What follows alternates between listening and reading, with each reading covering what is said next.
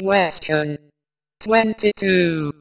What prophetic period begins at the time when the continual mediation of Christ was taken away by the papacy? Answer. And from the time that the continual burnt offering shall be taken away, and the abomination that makes desolate set up, there shall be 1,290 days. Dan. 12:11, RV.NOTES, inasmuch as the taking away of the continual mediation of Christ is made the beginning of a prophetic period, there must be some definite act at some definite time which, in form and intent, takes from Christ his priestly work in the heavenly sanctuary.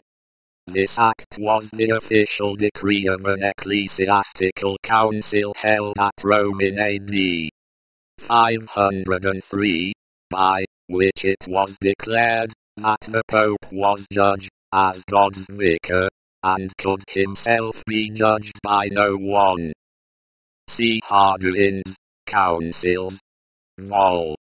11, page 983, Labbe and Cossart's Councils, Vol. Roman 4, Col. 1364, and Bauer's History of the Popes, 3-volume edition, Vol. 1, pages 304, 305.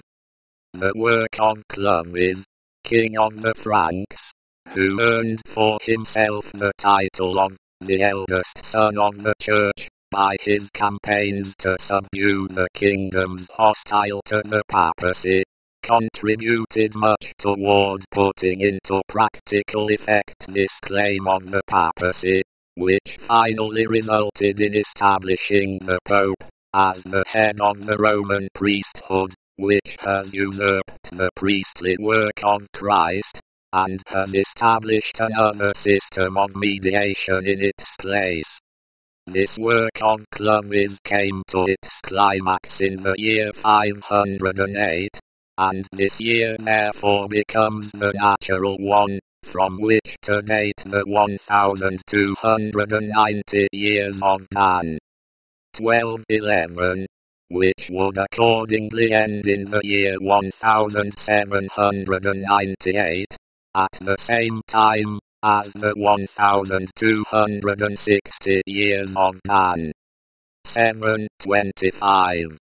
See notes on page 27 of this volume. With Rome would have fallen her bishop, had he not, as if by anticipation of the crisis, reserved till this hour the master stroke of his policy. He now boldly cast himself upon an element of much greater strength than that, of which the political convulsions of the time had deprived him, namely, that the Bishop of Rome is the successor of Peter, the Prince of the Apostles, and, in virtue of being so, is Christ's vicar on earth. In making this claim, the Roman pontiffs vaulted at once over the throne of kings to the seat of gods. Rome became, once more, the mistress of the world, and her popes the rulers of the earth.